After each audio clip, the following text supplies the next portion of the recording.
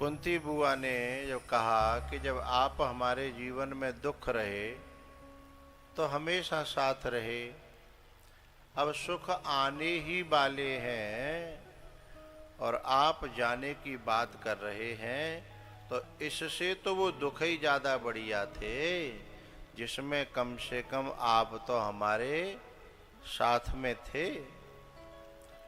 विपदः सन्तु नः शश्वत् तत्र तत्र जगद्गुरो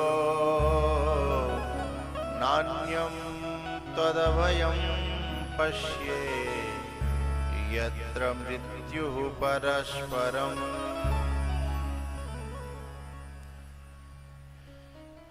क्या कह रही हैं? विपदः सन्तु नः शश्वत् तत्र तत्र जगद्गुरो भवतो दर्शनम यत् स्यात् अपुनर्भव दर्शनम। वो विपदा ज्यादा बढ़िया है जिसमें आपका स्मरण होता है। सुख में तो आदमी भूल जाता है, सुख आते हैं तो सुग्रीव भूल गया ना, तब भगवान को वाण उठाना पड़ा कि लक्ष्मण जरा लइयो बई वाणे जाते बाली मारियो काओ। बोले काए? बोले पावा राज कोशपुर नारी सुग्रीव हो शोधे मोरे विषारी।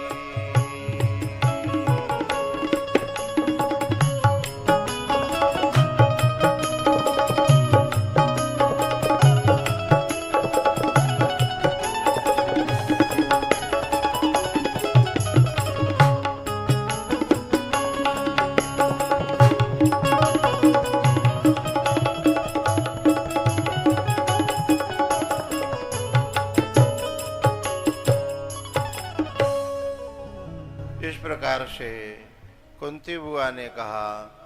तब भगवान कहते हैं कि बुआ तुमने जो है जीवन भर दुख पाया है, अब तो सुख पालो।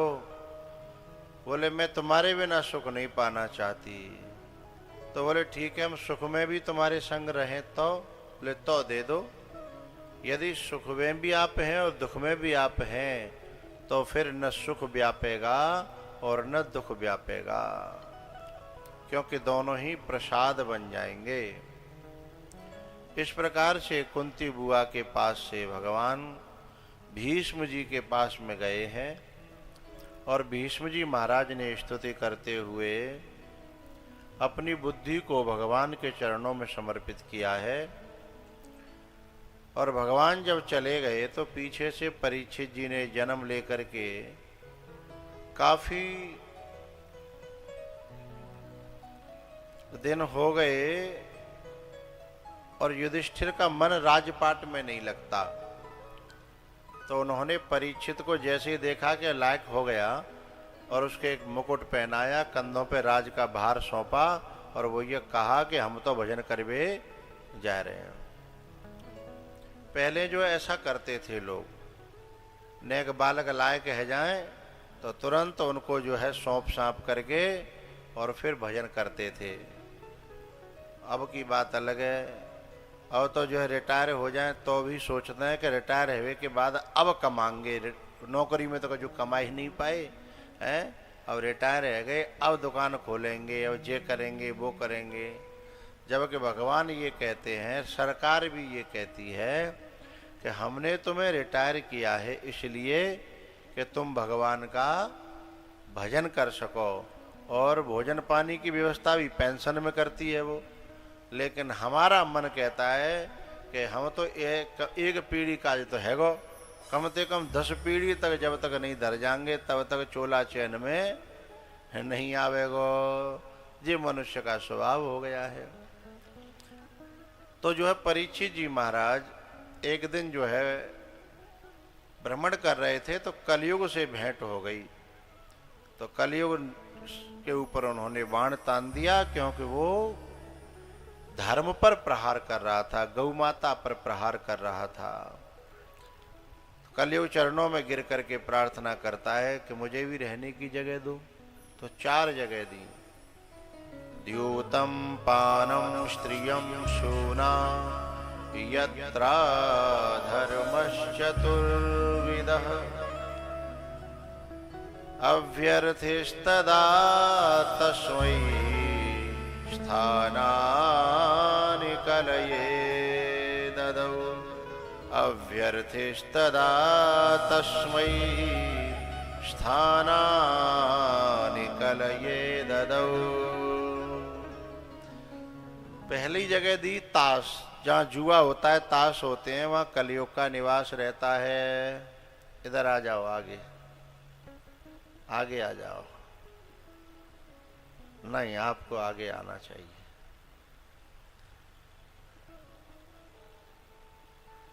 इन्हीं में बैठिए आप, किसी में। हाँ, अभी लंच में बुलाएंगे आपको ऊपर।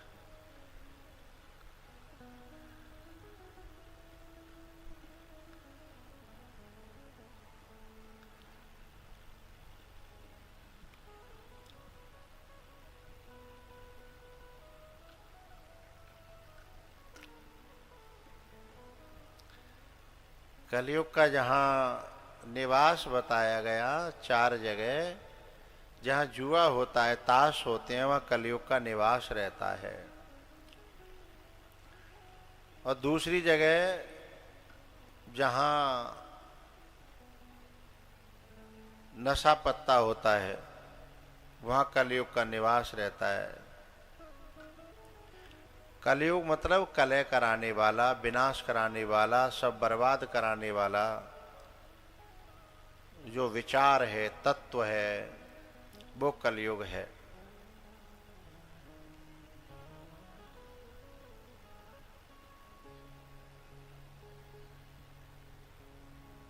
हम जिस समय कलश यात्रा हमारी निकल रही थी असरोई में, एक सज्जन आए, हमारी ट्रॉली में माथा मारने लगे, पांव छूने की जगह। भुस ढो रहे थे, भुस के सने भाई चले आए और हटे नहीं। ट्रैक्टर भाई ने रोकना पड़ो। मैंने कहा भाई ये ऐसे क्यों कर रहे हैं ये? तो एक बालक ने भाई कानम बताई कि 60 बीघा पी गए हैं। 60 बीघा पी गए हैं, इसलिए वो काऊ पर रुकत ना, न ट्रैक्टर रोक पावे न कोई और रोक पावे है? तो कलयुग जो है, जहाँ नशा पत्ता होता है, वहाँ कलयुग रहता है। जहाँ की नारियां अमर्यादित रहती हैं, वहाँ कलयुग रहता है। और जहाँ एक दूसरे को सताने की भावना यानी हिंसा, शूना, वहाँ भी कलयुग रहता है। चौथी जगह, 4 जगह हो गई, 5वीं जगह कलयुग ने कहा कि मुझे और दे दो। बोले कहाँ? बोले स्वर्ण में, सोने में।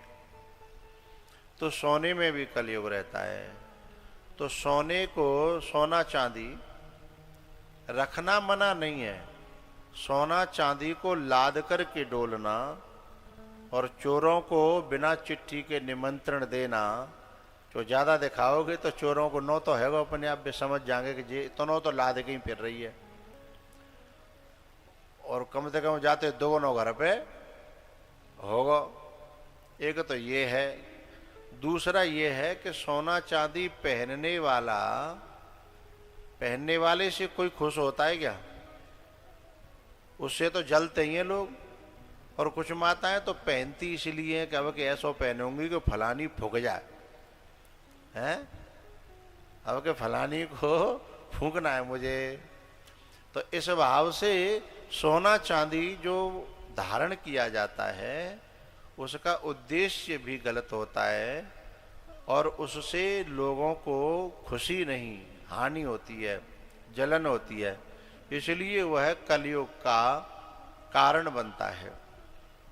तो एक दिन जो है परीक्षित जी ने ही सोने का मुकुट पहन लिया, उन्हीं के सिर पे बैठ गया कलयुग। जब उनके सिर पे बैठा तो बुद्धि खराब हो गई, शिकार खेलने चले गए। और जंगल में एक ऋषि के आश्रम में, जहां सिर को झुकाना चाहिए था, वहां चाह रहे थे कि ये हमारा सम्मान करें, ये हमारा स्वागत करें उठ करके, और वे अपने ध्यान में थे। तो फ्रस्ट्रेशन के मारे उन्होंने स्वागत सम्मान नहीं किया ना। और अहंकारी को क्या चाहिए? स्वागत सम्मान चाहिए। बोले मेरा स्वागत होना चाहिए, मेरा सम्मान होना चाहिए। तो उन्होंने मरा हुआ सांप ऋषि के गले में डाल दिया। और जो है ऋषि ने तो अपना अपमान नहीं समझा, लेकिन चुगलखोर जो है उस जमाने में भी थे, और अब तो खैर हता ही है। पहले ने कहा था कम होंगे, अब ने कहा था जो हर चीज में बढ़ोतरी हुई है, वाहन में बढ़ोतरी हुई है, पैसा में बढ़ोतरी हुई है, झगड़े न में बढ़ोतरी हुई है। यदि कमी तो केवल एक चीज की आई है, उसको कहते हैं प्रेम। बाकी सब चीज में बढ़ोतरी हुई है। पहले प्रेम इतना ज्यादा था कि जो है हमारे बड़े बूढ़े एघाने पे बैठे बैठे जो है घंटन बतरावते, और एक एक महीना पहले 15-15 दिन पहले होली होती थी। हाँ या ना तो मूड तो अलाव करो भाई, हैं? पहले प्रेम बहुत ज्यादा था, सहन शक्ति बहुत ज्यादा थी। अब केवल वहां में कमी आई है, बाकी सब चीज में बढ़ोतरी हुई है। तो ऐसी बढ़ोतरी हुई कि चुगलखोर ने जाकर के उनके बेटे से कह दिया कि तुम्हारे बाप का अपमान हुआ है, घोर अपमान हुआ है, मरा हुआ सांप डला है गले में। और कुछ लोग ऐसे होते हैं कि अपनी गांठ की बुद्धि तो होती नहीं है, जिसने जैसे फूंक दिया वैसे बजने लगते हैं। उन्हें गांवन में शंख कहा जाता है। बोले जो तो शंख है, जो जैसे फूंक देगा वैसे ही बजेगा। उसने आकर के श्राप दे दिया। तो ऋषि ने कहा कि भाई तुम्हें मुझसे तो पूछना चाहिए था कि मेरा अपमान हुआ या नहीं हुआ। भाई हम तो अपना अपमान मानेंगे तभी तो होगा। कसैया के कोसने से पड़रा नहीं मरते हैं भाई। यदि कसैया के कोसने से पड़रा मरे तो पूरी धरती सूनी हो जाएगी। तो ऐसे ही हम किसी के किए हुए अपमान को लेंगे तब तो। बोले अब तो हो गया। तब परीक्षित जी को जब पता चला तो उन्होंने उसी क्षण निर्णय कर लिया और जाकर के पहुंचे हैं गंगा जी के किनारे बरगद के पेड़ के नीचे। और वहां बड़े बड़े ऋषि मुनि संत महात्मा उनके पास आए, क्योंकि जिंदगी में अगर हमने बहुत भलाई करी है, बहुत अच्छे काम किए हैं, हमने संतों के दिलों में जगह बनाई है सेवा कर करके, तो जब संकट गहराएगा तब संत और संतों के संकल्प और संतों की दुआएं हमारे पास आकर के खड़ी हो जाएंगी, हैं? और हमारी सुरक्षा के लिए उनका कवच बनेगा। कवच अभेद विप्र पद पूजा। तो चारों तरफ से जो है वहां ऋषि मुनि संत महात्माओं का मेला लग गया। और हुआ ये कि समस्या थोड़ी जटिल थी कि 7 दिन में ही मरना है। 7वां दिन तो इतनी जल्दी कैसे कल्याण हो। तब वहां सुखदेव जी महाराज का आगमन हुआ। तत्रा भवत भगवान व्यासपुत्रो यदृक्षया गामटमानो नपेक्षः अलक्षलिंगो निजलावतुष्टो वृतश्च वालहि अवधूतवेशः वृतश्च वालहि अवधूतवेशः। सुखदेव जी महाराज का सबने सम्मान किया, जबकि वहां पर सुखदेव जी के पिताजी, उनके भी पिताजी और उनके भी पिताजी, यानी सुखदेव जी के पिताजी व्यास हैं, व्यास जी के पिताजी पराशर हैं, और पराशर के भी जो ऊपर हैं वो वशिष्ठ जी महाराज हैं। तो सब के सब वहां पर विराजमान हैं और सबने खड़े होकर के स्वागत किया है।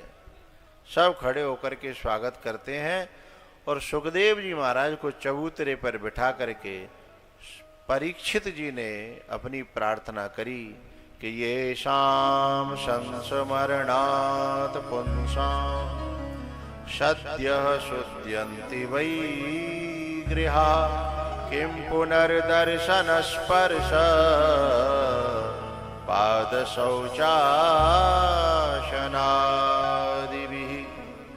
पाद शौचाशनादिभिः।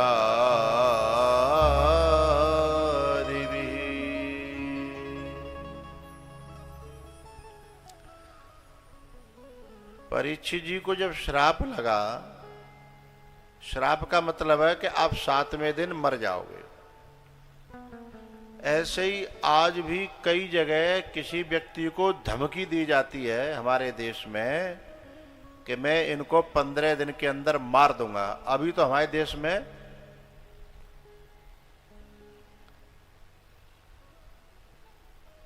तो जब धमकी दी जाती है यानी मरने का, जब मरने की सूचना मिलती है, तो परीक्षित जी महाराज ने तो अपने मरण को भी महोत्सव मना लिया, मृत्यु को भी सुंदर बना दिया। उन्होंने तो अपनी मृत्यु का समाचार सुनते ही ऐसे ऋषि मुनियों को बुला करके ऐसी कथा का प्राकट्य करवाया जो सुखदेव जी के हृदय में तो थी पर बाहर फैली हुई नहीं थी। उन्होंने मंथन करके भीतर रखी थी, लेकिन परीक्षित जी ने उसको सबके सामने उजागर कराया। मरते मरते यानी मुक्ति, मरने का श्राप मिला, उसे वरदान बनाया और उसमें भी मुक्त हुए, और मुक्त होते होते हम सब लोगों को ऐसा ग्रंथ दे गए कि आज चारों तरफ भारत में उससे लाखों लोगों का कल्याण और उद्धार हो रहा है। लेकिन अभी वर्तमान में ऐसे ऐसे लोग हैं कि जिनको यदि ये बात कह दी जाए कि हम उनको 6 दिन में या 7 दिन में मारेंगे, तो वे उद्धार का उपाय नहीं करते, वे तो बचने के लिए सिक्योरिटी बढ़ा देते हैं। उनके आस पास जो है फिर जो है डबल, जो एक पहले के सिपाही रहते थे फिर और रहते हैं, फिर एक और जेड सुरक्षा आ जाती है कि साहब फलानी जगह थे धमकी आई है।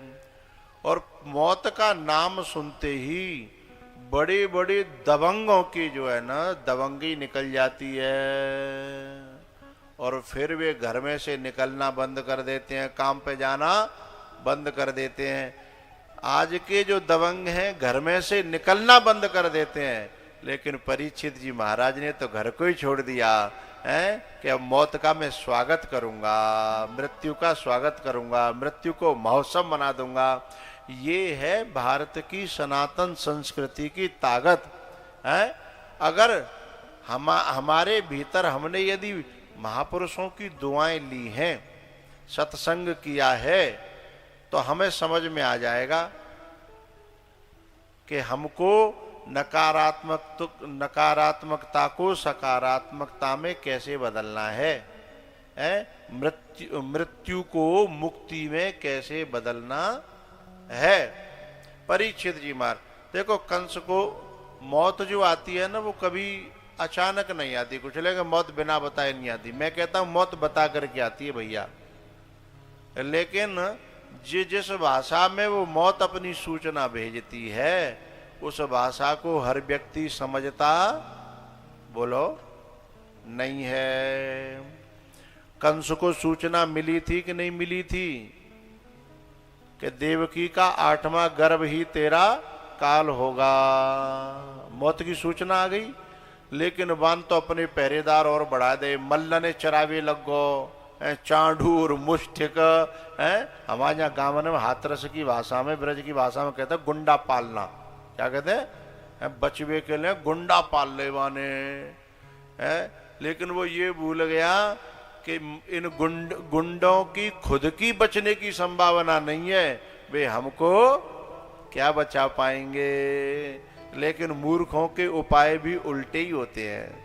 तो कंस को जैसे सूचना मिली उल्टा काम करने लगा। रावण को भी सूचना मिली थी, 2 बार मिली। कि खर दूषण मोहि सम बलवंता, खर दूषण मोहि सम बलवंता, तिनहि को मारहि बिनु भगवंता। तो खरदूषण मोह समान बलवान है, इसका मतलब परमात्मा का अवतार हो गया, पहली सूचना। तब बा की आंख नहीं खुली, तो फिर लक्ष्मण जी ने सुख सारण के हाथों चिट्ठी लिख के भेजी कि काय को मरे बे डोल लोए, चुपचाप आ जा और भगवान के पावन में गिर पड़े, तू बच जागो, तेरी लंका बच जाएगी, अभी भी भगवान तुमको क्षमा कर देंगे, नहीं तो फिर काल के गाल में समाने वाला है। चिट्ठी भेजी है, लेकिन वो तो और उल्टो काम करवे लग गो। उन्होंने अर्जेंट मीटिंग बुला करके कहा अपने मंत्रियों से कि ऐसे ऐसे बताओ धमकी आई है। सो चमचा लोग तो तुम जानते ही हो, चमचा से है महाराज आप कहीं घबरा रहे, हम है ना है, और बेछाती ठोकते हैं जिन पे खुद पे चले जा रहे हो कि ना चले जा रहे हो, कितनी देर हम मरेंगे कि जिंदे रहेंगे, वे लोग छाती ठोक के कहते हैं चिंता क्यों करते हो, हम है ना है, हम उन बंदरों को खा जाएंगे।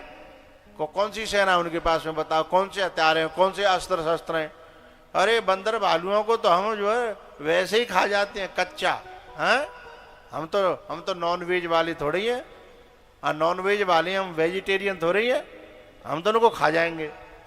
तब तक कोई एक जनो बिन में तो बोलो कि भैया इतने ही खप भैया है, तो नेक दिना पहले को बंदर आयो अशोक वाटिका उजारे गो, अच्छे कुमारे मारे गो है, और लंकाएं पूरी है जलाए गो, बादना तुम्हारी जीव में ने को आग नहीं लगी, ने को भूख नहीं लगी, ने का नाश्ता कर लेते हैं, अब तुम गाल बजा रहे हो है, तो कम से कम जिसका खा रहे हो उसके विनाश को तो मत निमंत्रण दो। एक व्यक्ति ने कहा सांची, लेकिन खल लोग सांची बात को सुनना भी नहीं चाहते। उसने कहा है सबका मनोबल गिराता है? सबके मनोबल को गिराने की कोशिश कर रहा है, तेरी बात नहीं सुनी जाएगी। आप बताओ भाई तुम लोग क्या कह रहे हो। तो फिर जब राजा कोई समर्थन हो जाए तो फिर सांची कहवे वारे क्या करेंगे, फिर बिना तो अपने मुंह पे तालो लगाना पड़ेगा है, फिर तो तुम जानो तुम्हारो है काम जाने। तो परीक्षित जी सुखदेव जी महाराज को जो है ना चबूतरे पे बैठा करके परीक्षित जी ने अपना प्रश्न रखा कि पुरुषस्येह यत् कार्यम म्रियमाणस्य सर्वथा अतः पृच्छामि संसिद्धिं योगिनां परमं गुरुम्। परीक्षित जी कहते हैं कि जो जीव निरंतर मर रहा है उसे अपने कल्याण के लिए क्या करना चाहिए। सुखदेव जी ने कहा कि हे राजन, तुमने बहुत ही सुंदर बहुत ही अच्छा प्रश्न पूछा है, जो जीवों का कल्याण हमेशा करता रहेगा, क्योंकि जीवन और मृत्यु से जुड़ा हुआ संबंध, अध्यात्म से जुड़ा हुआ प्रश्न हर कोई व्यक्ति करता नहीं है। वर्याने सते प्रश्न कृतो लोकहितं नृप आत्मवित् सम्मतः पुंसां श्रोतव्यादिषु यः परः।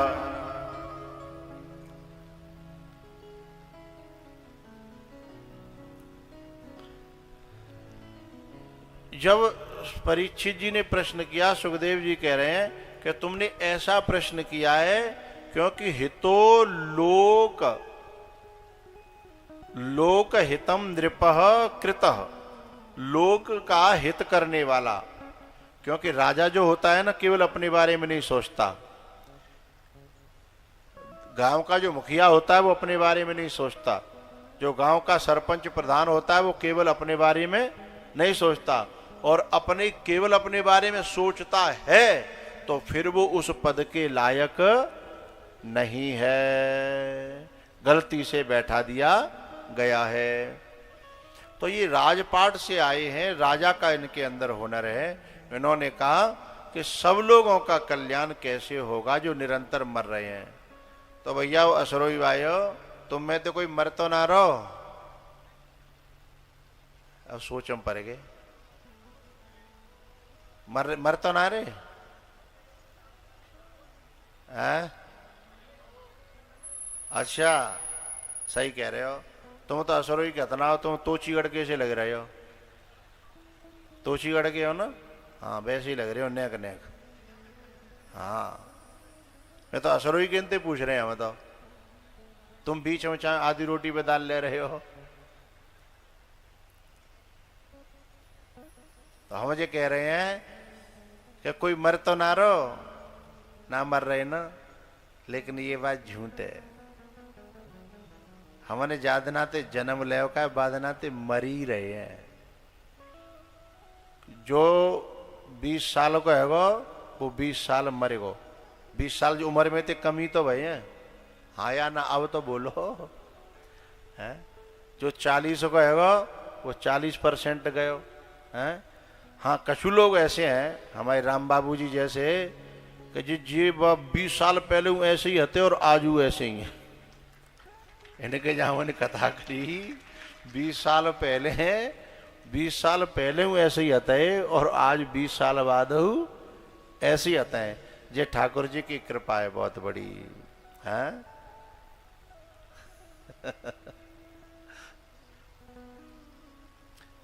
क्योंकि जो व्यक्ति केवल अपने लिए नहीं सोचेगा। अभी स्कॉर्पियो में आए तो स्कॉर्पियो में यहीं से देख रहा था मैं, केला भर के पूरे हैं नहीं, अपने को अपने लिए होते तो कहा चार एक गहर को गहर होती है ना, गहर को गुच्छा, केला की गहर कहता है जहाँ, केला की गहर को गुच्छा आप ले तो एक गुच्छा बहुत हो है।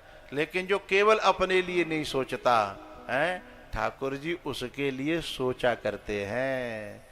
स्कॉर्पियो में तो भर के जब प्रसाद केला को अकेले नहीं पूरी वो भर दी, जो तकत है तो का प्रसाद को।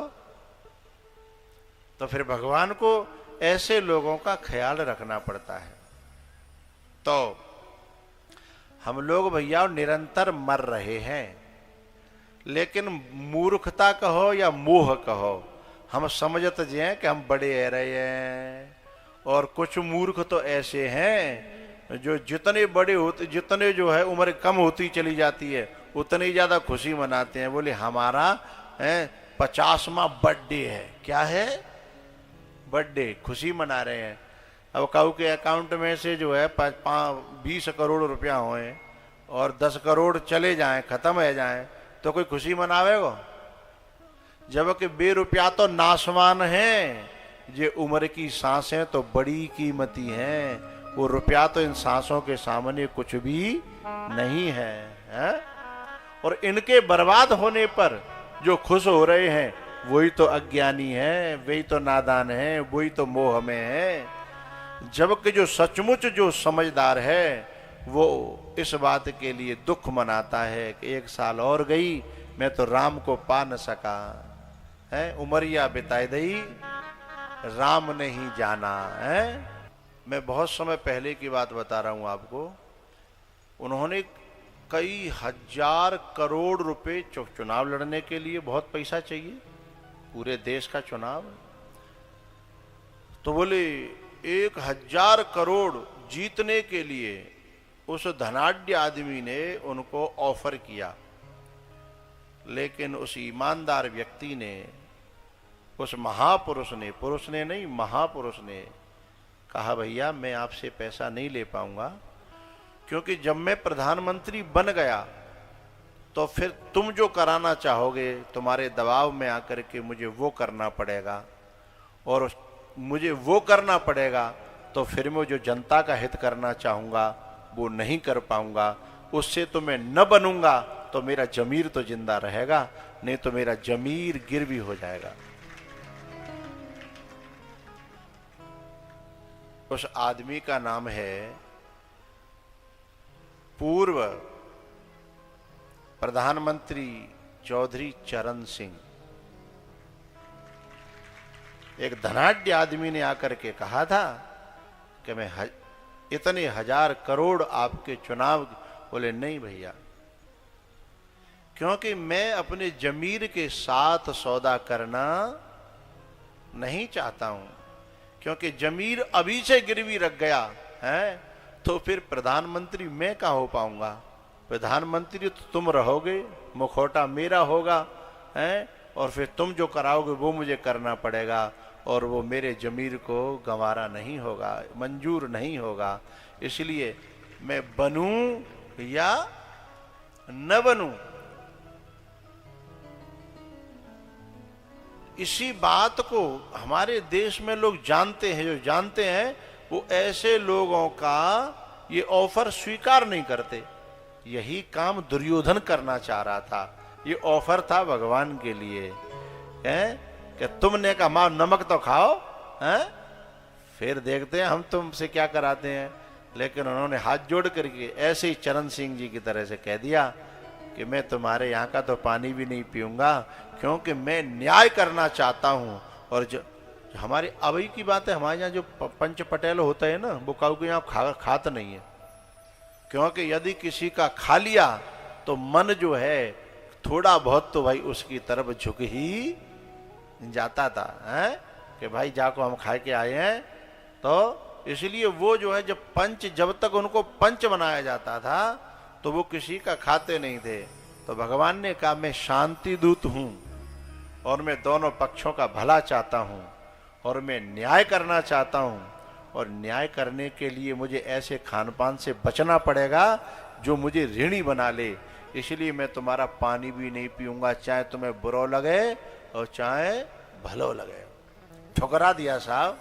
हाँ, मैं उनके यहाँ पानी नहीं भोजन भी करना चाहूंगा जिन्हें मुझसे कोई अपेक्षा नहीं है, हैं? जिन्हें मुझसे कोई लेना देना, जो मेरे को गिरवी नहीं बनाना चाहते हैं, रखना चाहते हैं, मैं उनका प्रसाद पाना चाहता हूं। अरे मेरे काका हैं क्या, विदुर काका? और काका खड़े हो गए, उसी सभा में थे। उन्होंने हाथ जोड़ के कहा हाँ प्रभु मैं हूं। बोले मुझे आपके आंगन में बैठ करके प्रसाद पाना है। सोई उनकी आंखों में आंसू आ गए। एक जो है युवराज का ऑफर ठुकराना है, और एक दासी पुत्र यानी विदुर जी महाराज के लिए कहना कि मुझे आपके यहाँ प्रसाद पाना है। तो आंखें भर आई उसी सब पूरी सभा के बीच में ऐसी बात कही। और वो गदगद हृदय से कहते हैं प्रभु, मन ही मन बोले कि मैंने तो झूठे को विदुरानी से कहा था। विदुरानी को वो कथा सुनाते थे कि ऐसे भगवान की लीला, ये भगवान ने गोवर्धन उठायो, भगवान ने कालिया नाग नाथ्यो, भगवान ने जे करो, भगवान ने वो करो। और बोले भगवान हमारे ही वंश में पैदा हुए हैं, ये कहते थे विदुर जी महाराज। तो विदुरानी कहती हैं कि वे कबू हमारे यहाँ आएंगे। तो मन बहलावे के लिए विदुर जी कहते हैं कि आएंगे क्यों नहीं, जब कभी उनको मौका मिलेगा तो वो हमारे यहाँ जरूर आएंगे हैं। जब ऐसी बात जब वो कहते थे, तो आज विदुर जी सोच रहे हैं कि मैंने तो मन बहलावे के लिए कही और मेरी बातें साची करवे के लिए ठाकुर जी स्वयं आए हैं। पूरी सभा में कह रहे हैं, सभा के बीच में कह रहे हैं कि काका मुझे तुम्हारे यहाँ प्रसाद पाना है। तो विदुर जी की आंखें भर आईं। गद गद गिरा नयन बह नीरा, मम गुण गावत पुलक शरीरा। गद गद गिरा नयन बह नीरा, मम गुण गावत पुलक शरीरा। भैया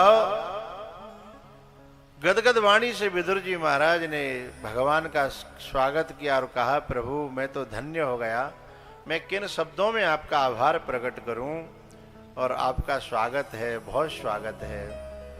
तो भगवान तो चल पड़े विदुर जी के घर के लिए। विदुर जी पीछे रह गए और भगवान पहले ही पहुंच गए। आवाज लगाई काकी, ओ काकी। और पता है विदुर जी ने पहले ही बता रखा था भगवान कभी आएंगे तो ऐसे आवाज लगाएंगे, सो काकी 1 मिनट में पहचान गई कि भगवान आ गए। लेकिन काकी ने तो नहावे के लिए बैठी थी, एक लोटा भी डारे थो है। अब क्या करे, आगे कुआ पीछे खाई और दोनों तरफ से आफते आई। यदि पूरे नहावे तो बहुत देर हो जाएगी और गीले जावे तो अच्छी नहीं लगेगी। अब करे तो कहा करे, सोचवे में काफी देर रह गई तो भगवान बोले काकी अरे किवाड़ खुलेंगी कि हम लौट जाएं। तब काकी ने निर्णय किया कि जे नहावो धोवो तो जिंदगी भर को है, जे जैसे ही तैसे ही उठ धावहि, बाल वृद्ध कहो शंगन लावहि।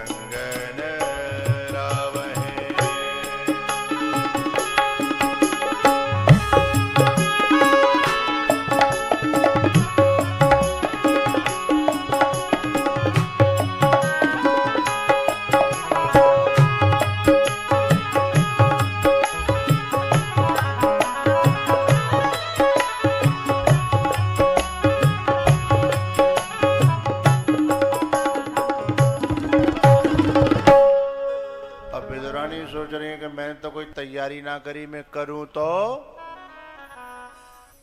और समझना भगवान द्वार पे खड़े खड़े इंतजार कर रहे हैं। सोची कि जो तैयारी कर लूं इतनी देर में शायद। फिर भगवान बोले काकी सोई विदुरानी सोची कि अब सब तैयारी छोड़ो, अब पहले तो किवाड़ खोलो। सो किवाड़ खोली, सो ठाकुर जी का दर्शन हुआ। जैसे सुना था उससे भी कहीं ज्यादा सुंदर ठाकुर जी को पाया। क्योंकि पता है आपको, ये सांसारिक सुंदरता से वासना जगती है और आध्यात्मिक सुंदरता से उपासना जगती है। किसी को देख करके राम से प्रेम हो जाता है, उसके अंदर राम जग जाता है, और किसी को देख करके काम जग जाता है। हमें ऐसा सुंदर बनना चाहिए कि हमें देख करके राम की याद आवे, न कि हमें देख करके काम की याद आवे। तो ठाकुर जी का जो सौंदर्य है ना, वो ऐसा है जो वासना को भड़काता नहीं है, तो क्या करता है, वह शांति प्रदान करता है। उनको देख करके मन शांत होता है, मन आनंद से डूब जाता है, हैं? जब हम किसी संत को देखते हैं, गुरु को देखते हैं, तो हमारे अंदर राम की याद आती है, हमारे अंदर भाव जगता है, श्रद्धा जगती है, प्रेम जगता है, हैं? और जब हम किसी संसारी को देखते हैं तो हमारे अंदर जो शांति नहीं आती, राम नहीं जगता, हैं? हमारे अंदर भड़काव आता है। और हम किसी के भड़काव के कारण बन रहे हैं तो हमारा सौंदर्य लाभदायक नहीं, हानिकारक है। और यदि हम किसी के अंदर राम जगा रहे हैं, यदि हम किसी के अंदर भाव जगा रहे हैं, तो हमारा सौंदर्य बड़े काम का है। अब बात समझ में आई, वे तो ताली बजाएंगे, जिनके समझ में ही नहीं आएंगे वे तो माटी के तो धौंधा बैठ देंगे, वे तो पुण्य कमा रहे हैं। सब पुण्य है, रहो कथा सुन रहे हैं, बढ़िया है, कचू न कचू अच्छो ही कह रहे होंगे बाबा जी, हैं? व्यासपीठ में बैठे हैं तो बुरा थोड़ी कह रहे होंगे, भगवान भी इनको भलो करे, जो कह रहे होंगे भगवान जी इनको भलो करे। लेकिन जिनकी बात दिल में जाएगी, अंदर तक जाएगी, उनके हाथ रुक नहीं पाएंगे, उनके हाथ अपने आप बजेंगे, दिल गार्डन गार्डन होगा। अब वो जो दरवाजे पर आकर के दर्शन करती है तो डूब गई भगवान में। भगवान बोले काकी आंखें, अब आंखें झपक ले, टकटकी लगा के देख रही, आंख झपकना बंद कर गई। बोले आंखें तो झपक ले। तब होश आयो, बोले काकी मुझे अंदर तो ले चल। फिर भीतर आंगन में ले आई, फिर देखने लगी। फिर नेक देर बाद होश में आई, तब भगवान बोले काकी ठाड़े ही रहेंगे कि कुछ बिछावेगी बैठवे के लिए हैं? अच्छा पहले तो तैयारी होती तो बिछैया तैयार होता ना है। हमारे यहाँ पहले तो कोई कह के आवे तो बाकी तैयारी की जाती है, खीर बनाई जाती है, कचौरी आलू भर के, पुआ है,